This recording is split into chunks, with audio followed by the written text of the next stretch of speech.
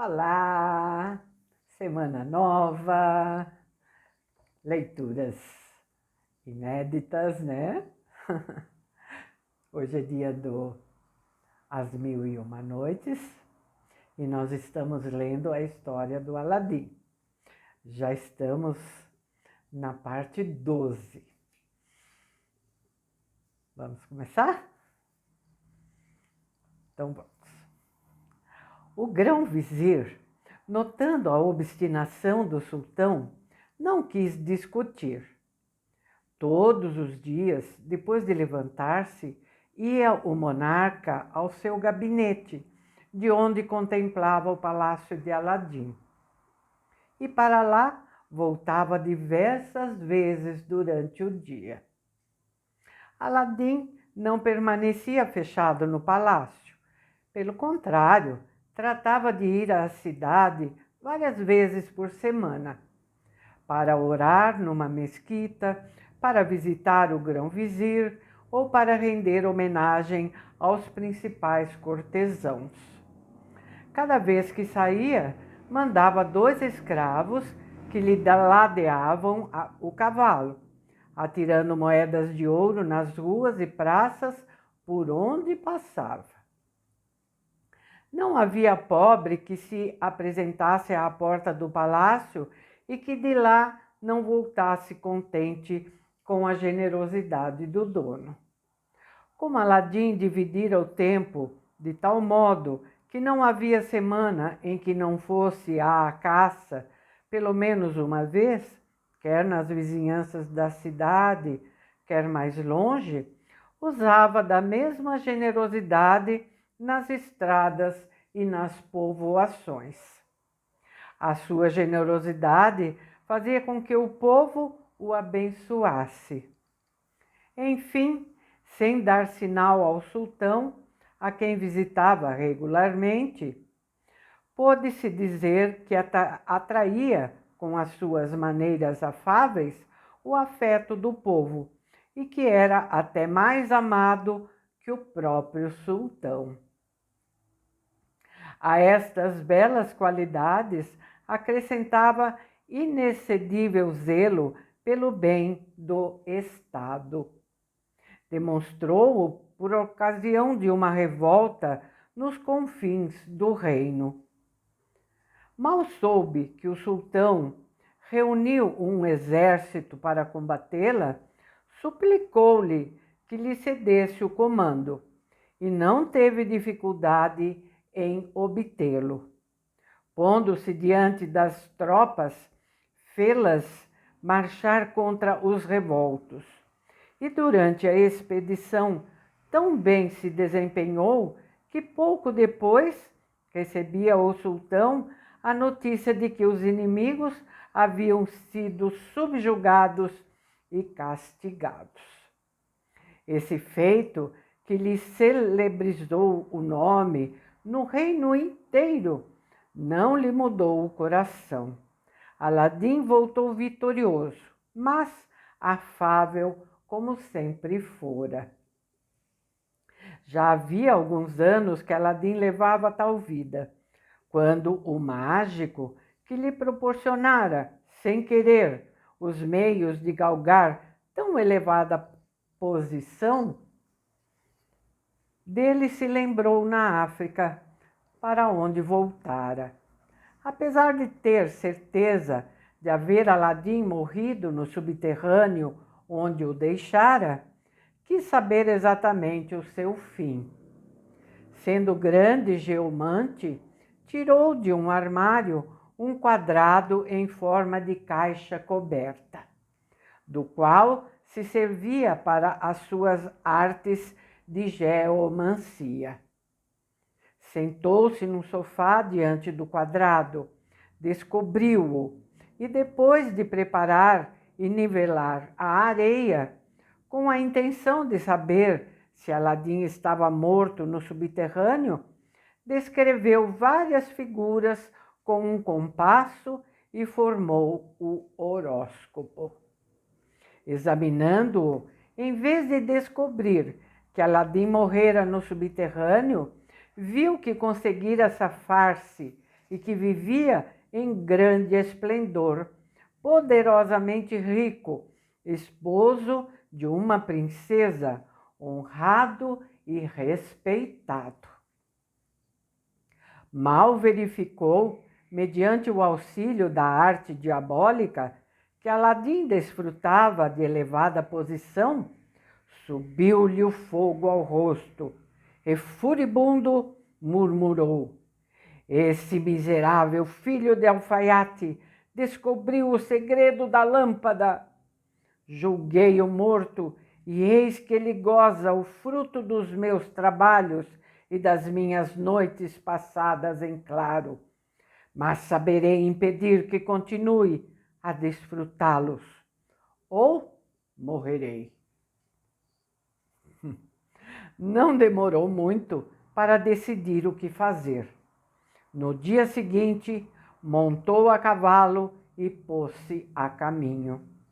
De cidade em cidade e de província em província, parando apenas para não cansar demasiadamente o animal, chegou à China e à capital do sultão, cuja filha fora desposada por Aladim, e hospedou-se num khan.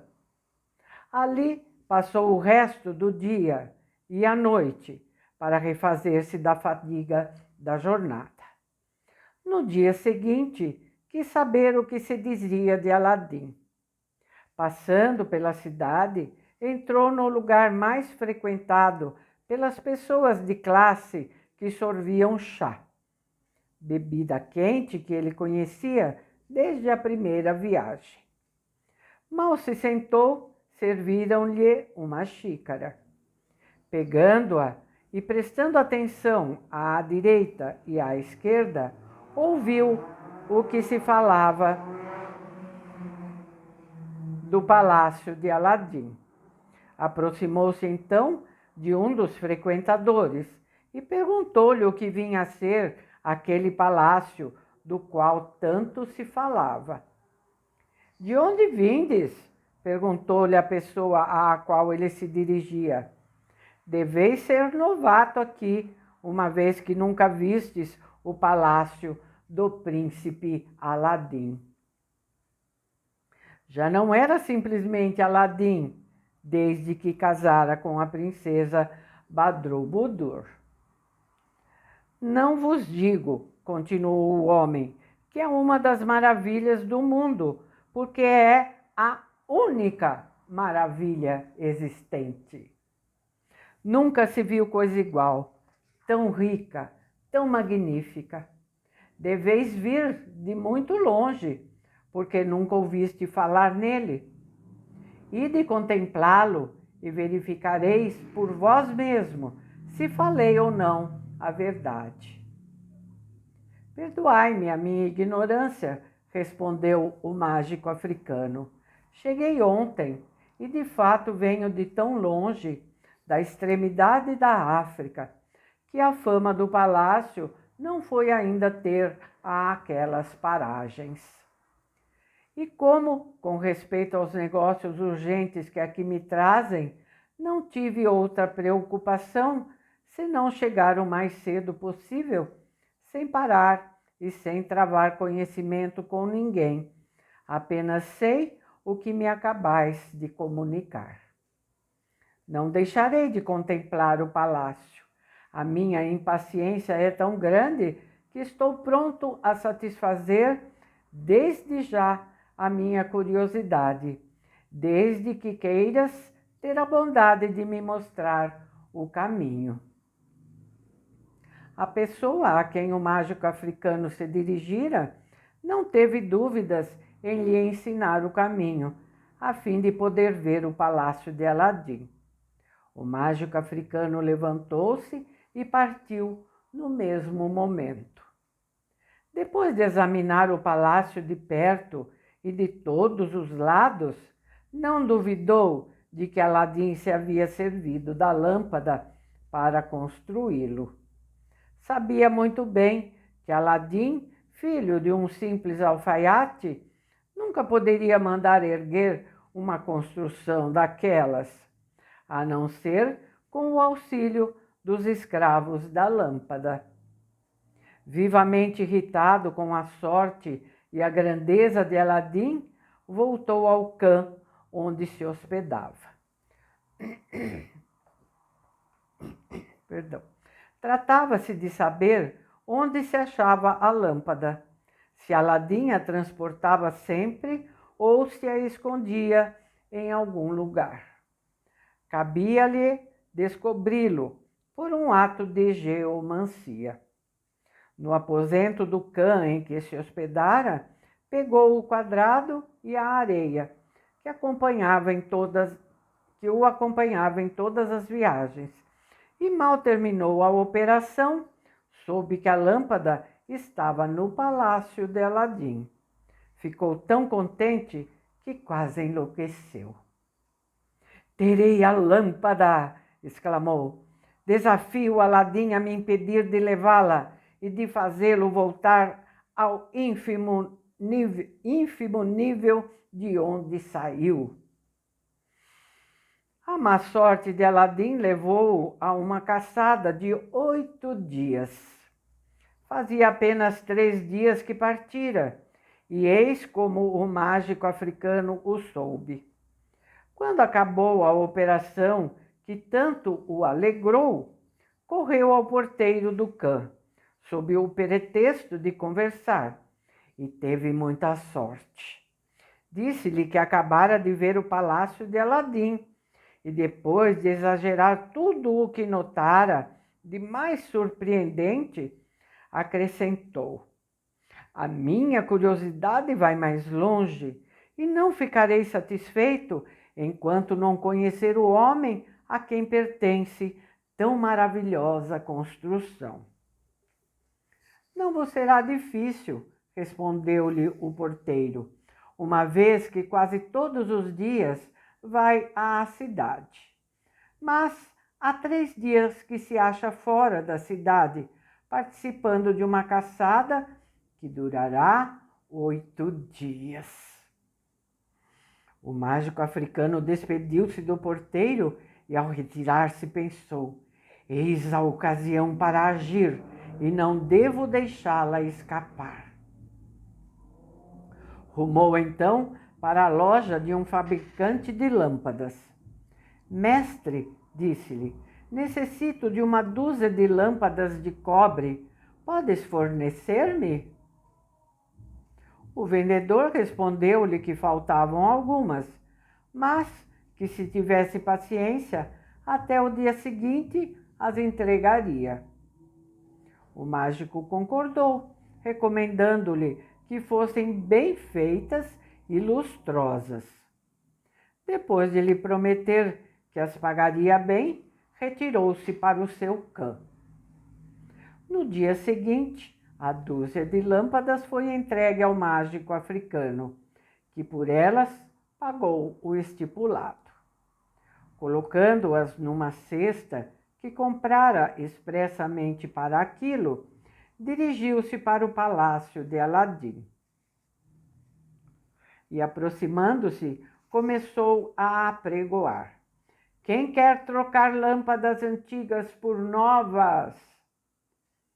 Mal as crianças que brincavam na praça o ouviram, cercaram-no com grandes gritos, enquanto os transeuntes se riam da sua falta de sensatez. "Deve ter perdido o juízo para estar oferecendo lâmpadas novas por velhas", diziam. O mágico africano não se irritou com as vaias das crianças, nem com o que se dizia dele, e continuou a apregoar: "Quem quer trocar lâmpadas velhas por novas?" Tantas vezes repetiu a mesma coisa, perambulando pela praça diante do palácio, que Badrubudur, que se achava no salão das 24 janelas, não podendo distinguir bem o que o homem apregoava em virtude da gritaria das crianças que o seguiam, cujo número aumentava a cada momento, mandou uma das escravas verificar a origem daquilo. A escrava não demorou em voltar e entrou no salão com tão estrondosas gargalhadas que a princesa não pôde deixar de rir-se também. E então, sua doidinha, perguntou-lhe a princesa, por que estás rindo assim? Princesa, respondeu-lhe a escrava, quem não riria vendo um louco de cesto ao braço, cheio de belas lâmpadas novas, a querer trocá-las por velhas? As crianças que o cercam é que estão fazendo toda essa algazarra. Ouvindo tais palavras, outra escrava tomou a palavra. Quanto a lâmpadas velhas, disse, não sei se vos lembrais de que se encontra no palácio a que vos pertence. Certamente vos dareis por feliz se em vez dela receberdes uma nova. Se quiserdes tentar, esse louco será capaz de dar-vos uma lâmpada nova em troca de uma velha, sem nada mais pedir. A lâmpada da qual a escrava falava era a lâmpada maravilhosa de que Aladim se servira para chegar à grandeza. Ele mesmo a pusera num nicho antes de ir à caçada, temendo perdê-la. Nem as escravas, nem os eunucos, sequer a princesa, lhe haviam prestado atenção durante a ausência de Aladim.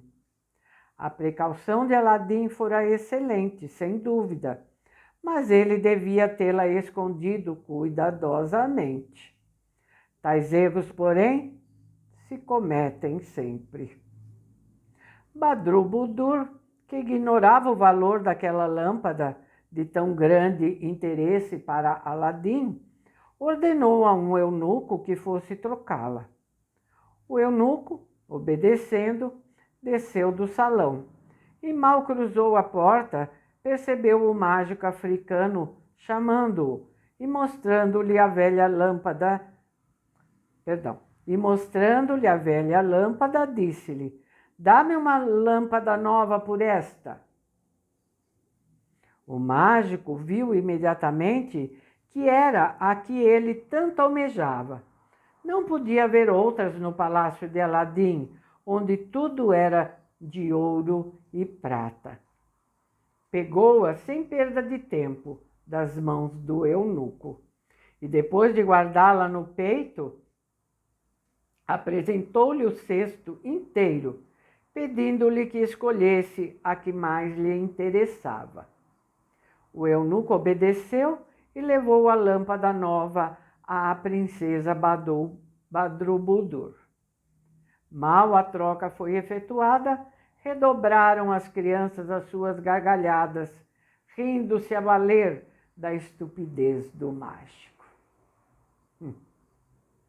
O mágico não se importou com as zombarias e, sem deter-se mais tempo perto do palácio de Aladim, afastou-se sem apregoar mais a sua mercadoria.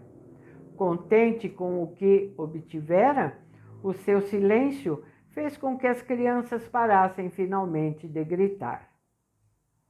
Mal se viu fora da praça, entre os dois palácios, procurou ruas menos frequentadas, desfazendo-se rapidamente do cesto e das lâmpadas novas que lhe sobraram. Em seguida, ao enveredar por outra rua, apressou os passos em direção a uma das portas da cidade. Continuando a caminhar pelos arrabaldes, comprou algumas provisões antes de sair. Quando chegou ao campo, desviou-se para um lugar isolado, fora da vista de todos, onde ficou até o momento que julgou adequado para a execução de seu plano. Não sentiu a perda do cavalo que ficara no cã. Pelo contrário, julgou-se muito bem recompensado pelo tesouro que acabava de adquirir. Passou o resto do dia nesse lugar, até certa hora da noite, quando as trevas se adensaram. Tirou então a lâmpada do peito e esfregou-a.